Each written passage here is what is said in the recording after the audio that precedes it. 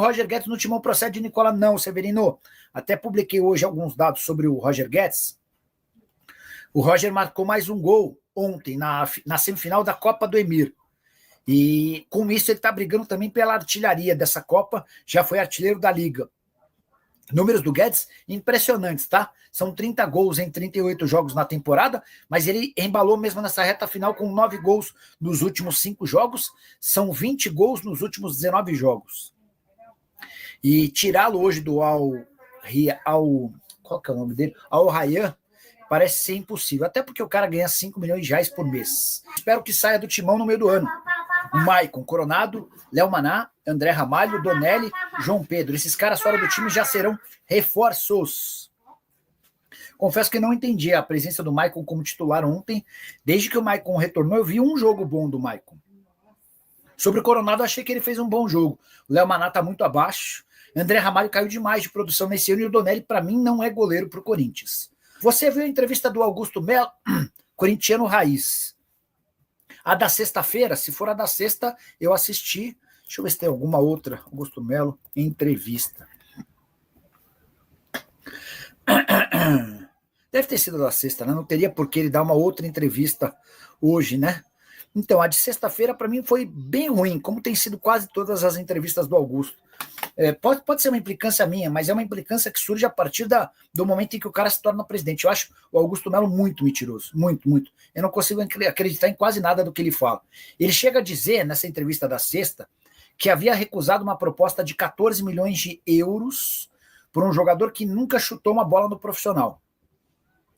E eu logo de cara falei, ouvindo, é assim, só não posso dar nome, mas tem um chefe de scout de um grande clube europeu que atua no Brasil, né? Ele é observador do Brasil e da América do Sul. Aí eu mandei mensagem para ele e falei, e aí, quem que pode ser? Aí ele falou, Nicola, esquece, é mentira, não tem. Eu falei, por quê? Ele falou, porque o sub-20 do Corinthians é horroroso e não tem ninguém do sub-17. A principal joia já foi comprada pelo Chelsea. Beleza. Aí hoje o meu timão trouxe a informação de que o Montpellier, da França, é quem se dispôs a pagar os 14 milhões de euros pelo Guinegão, que é um centroavante bom jogador do sub-20. Vive uma fase ruim também por causa do time. Aí depois foram constatar que o Montpellier nunca gastou 14 milhões de euros com ninguém. Que os últimos reforços, as últimas janelas do Montpellier, todas girando na casa dos 10 milhões de euros, toda a janela. E que o Montpellier acaba de cair para a segunda divisão.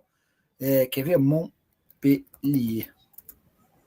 Acaba de cair para a segunda divisão do futebol francês. Ou seja, tá muito estranha essa história. Muito, mas muito estranha essa história, tá? 14 milhões de euros que hoje equivalem a 89 milhões de reais. Estava até procurando aqui para dar o crédito. Para dar o crédito para quem fez essa observação, né? Acho que esse aqui será o Daniel. A maior compra da história do Montpellier foi de 9 milhões de euros. Qual a chance disso aqui ser verdade? O Augusto Lero conta uma mentira para alguns jornalistas que soltam depois na mídia, mas não era essa aqui que eu queria registrar não, tá? Enfim, mas essa é mais uma das lendas que surgiram a partir da entrevista da última sexta-feira. E o Guinegão é bom jogador, mas o fato de não ter estreado pelo profissional me faz entender que não tenha muita chance dele ter sido alvo de uma proposta de 14 milhões de euros. Acho que o Pedro Ramiro tinha alguma coisa, deixa eu ver se no Pedro Ramiro tinha alguma postagem em cima disso, quer ver, ó?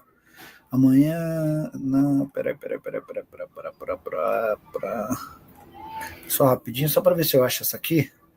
Tem outra coisa legal que surgiu hoje. Na diretoria do Corinthians pediu ao CORE, Conselho de Orientação, uma reunião para avaliar o contrato com a Adidas. O grande problema é que talvez não dê tempo dessa reunião acontecer, até porque já está marcado para a próxima segunda-feira, numa reunião no Conselho Deliberativo para discutir o impeachment do presidente Augusto Melo, tá? Já um acerto para trocar a Nike pela Adidas, mas isso ainda depende da aprovação do Conselho de Orientação. Só que a reunião que deve acontecer, enfim, é isso que eu estava explicando. Nicola, como é que está a questão financeira do Timão? Alguma novidade depois dessa live que o Corinthians fez? Hoje não acompanhei muito. Paulão, dificuldade financeira gigante, tremenda. Há muitos problemas com o fluxo de caixa, tanto que o Corinthians ainda não conseguiu fazer a quitação do prêmio do Campeonato Paulista. Olha que já se vão 2 meses desde a conquista do título. tá? Também há atraso no pagamento de 3 parcelas do título do feminino Libertadores da América do ano passado. A reportagem da Piauí, que falava do Gilmar Mendes com a CBF, foi o motivo da queda. O Gilmar Mendes não gostou e tirou o Edinaldo, e entrou o amigo do Flávio Dino. Eu acho, Átila, que você tem ótimos pontos nessa sua afirmação aí, tá? E o Gilmar Mendes é o ministro do STF. E a gente tem percebido que os ministros do STF têm muitos poderes no Brasil.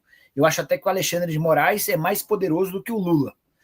O Gilmar Mendes está se mostrando, para mim, o mais poderoso do futebol brasileiro.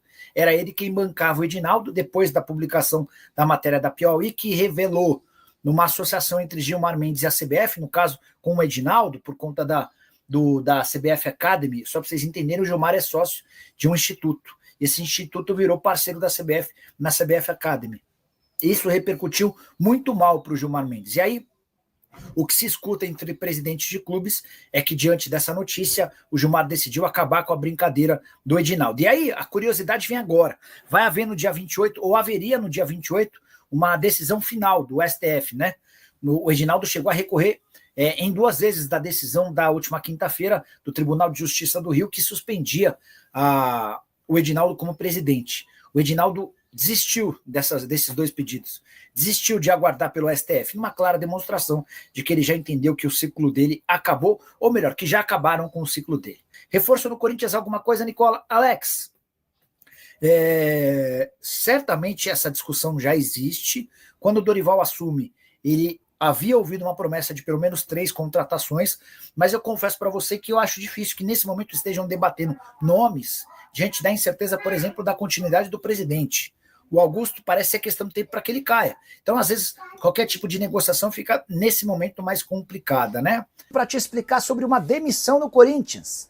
A médica Ana Paula Ramos foi dispensada do timão. Nessa segunda-feira, ela ocupava o cargo de chefe do departamento médico. A gota d'água se deu por conta de um episódio na semana passada com o Mateuzinho. O lateral direito vinha reclamando de dores. Departamento de Fisiologia e Fisioterapia pediu que ele fosse poupado da viagem para o Uruguai pela Libertadores. A médica liberou ele para ir para lá. Dorival Júnior entendeu que era melhor não utilizar o Mateuzinho, assim como vários outros titulares. Mesmo sem ter atuado, na volta, quinta-feira, o Mateuzinho pediu para que não fosse para o treino, a médica pediu para que ele fosse. E ele acabou no primeiro chute se contundindo, ficando de fora da partida contra o Santos. E esse mais novo episódio envolvendo uma lesão e a médica acabou por determinar sua demissão. Foram várias confusões e pequenos embates nos últimos tempos. Um dos mais importantes foi quando da contratação de Palácios, lateral esquerdo que havia chegado da Major League Soccer, histórico de lesão 0. No primeiro jogo no Corinthians ele se machuca, houve um erro de avaliação e diagnóstico e ele passou semanas tratando por uma lesão que não era a oficial. Depois, necessidade de cirurgia, e a verdade é que o Palácios não consegue entrar em campo. Também na temporada passada, Fagner ficou quase 2 meses fora, gerando muita discussão e muitas rusgas entre o departamento médico e o jogador. Mais recentemente, outro caso envolvendo o Rodrigo Garro, que preferiu buscar tratamento na Espanha, outra coisa que não pegou bem para Ana Carolina Ramos e o departamento médico. Diante de tudo isso, nessa segunda-feira, optou-se pela demissão da médica, que também havia discutido de forma áspera com o Fabinho Soldado, que é o gerente das categorias, gerente de futebol do Corinthians. Há quem garanta até que o Fabinho abusou da sua autoridade e foi extremamente grosseiro com a médica, que é mulher. Só para completar, importante contar que Augusto Melo solicitou ao CORE, o Conselho de Orientação do Corinthians, uma reunião para discutir o contrato ou a negociação com a Adidas. A ideia do Augusto é colocar a Adidas, fornecedora de material esportivo alemã, no lugar da Nike. Resta saber se vai haver tempo para essa reunião, até porque na próxima segunda-feira o Conselho Deliberativo vota o impeachment do presidente e se houver a aprovação dos conselheiros e tudo indica que isso vai acontecer, o Augusto já deve ser afastado de forma imediata. Falar sobre o Corinthians. Na semana passada, em entrevista coletiva, Augusto Melo revelou proposta recusada de 14 milhões de euros por um jogador da base que nem sequer atuou pelo profissional. Importante contar que esse jogador em questão, de acordo com o site Meu Timão, é o Guinegão, centroavante de 18 anos de idade, bom jogador que atua no sub-20. A fase do sub-20 é tão ruim que até o Guinegão tem jogado abaixo. Mas, segundo o meu timão, é o Montpellier da França o interessado e o clube que se dispôs a pagar 14 milhões de euros. O Corinthians traz a informação da proposta e a gente registra, mas dentro do próprio Corinthians a enorme desconfiança em relação a tais cifras, por serem consideradas muito altas para um atleta que de fato nunca jogou profissionalmente. O Guinegão joga pelo sub-20, mesmo com 18 anos de idade, mas não teve oportunidade no time de cima. E aí, até essa pessoa do Corinthians que eu consultei e desconfia desses 14 milhões de euros, lembra do Kevin, atacante que pertencia ao Palmeiras, nascido em 2003, e com jogos no time de cima. Ele foi negociado com o Shakhtar Donetsk por 12 milhões de euros. Em geral, quando o atleta ainda não estreou no time de cima, é muito difícil que qualquer cifra supere os 10 milhões de euros. Por isso, dentro do próprio Corinthians, há desconfiança de que essa suposta oferta recusada pelo presidente Augusto Melo de 14 milhões tenha sido menor. A justificativa que o Timão deu para não levar o negócio adiante tem a ver com a forma de pagamento. A ideia do Montpellier era fazer um parcelamento longo e o Corinthians só se dispõe a fazer negócios com pagamentos à vista ou próximo disso. Confesso que também estou com essa minha fonte corintiana desconfiando do valor. Não que não exista interesse do Montpellier no Guinegão, mas 14 milhões de euros me parece demais. Até porque se essa oferta aparece, o Corinthians tem que fazer o negócio. Até porque passa por enormes dificuldades financeiras. Timão que venceu o Santos por 1-0 na Neoquímica Arena, respondendo ou se recuperando no Campeonato Brasileiro, se aproximando também dos times na parte de cima da tabela. Agora é o foco na Copa do Brasil e o Corinthians do Dorival Júnior vai tentando escapar de qualquer princípio de crise. E você, tá gostando do trabalho do Dorival? Já usa espaço para comentário e deixa a sua opinião? O Firmino vai ficar livre no mercado, aí seria uma boa para o Corinthians. Uma mensagem do Rogério Fadel. Rogério, na verdade ele não vai ficar livre. Firmino tem contrato com o Al Ahly da Arábia Saudita até junho de 2026 e por lá ele ganha quase 10 milhões e meio de reais, depende muito da cotação do dólar, né? Mas entre 10 e 11 milhões de reais, tá? Então a verdade é que ele tem bastante dinheiro a receber, mas ele pretende deixar a Arábia Saudita. Rafael Souza, houve traição das federações com o Edinaldo Rodrigues, todos apoiaram ele na sua reeleição. Rafael toca num ponto super importante. CBF é um caos. 2 meses atrás, Edinaldo Rodrigues foi reeleito presidente da CBF por unanimidade. As 27 federações, os 20 times da Série A e os 20 times da Série B apoiaram a reeleição do Edinaldo, nem existia um candidato de oposição. 2 meses depois, e horas após o Tribunal de Justiça do Rio de Janeiro afastar o Edinaldo em caráter provisório e liminar, 19 federações se articularam e assinaram um manifesto pedindo transparência e renovação no futebol brasileiro, indicando que em breve anunciariam apoio a um outro candidato, tá? Esse candidato se chama Samir Chaoud, ele é médico, tem 41 anos de idade e acaba de ser eleito presidente da Federação de Roraima. A história da família do Chaoud é uma coisa que tem a cara da CBF. O Chaoud acabou de se tornar presidente da federação, mas já está cogitado para se tornar presidente da CBF. Cargo que deve render mais ou menos 700 mil reais por mês por baixo, entre salários da CBF e também da Conmebol. O Chaoud é filho de alguém que ficou por 40 anos como presidente da Federação de Roraima. E, ao que se sabe, não temos nenhum time expoente em Roraima, né?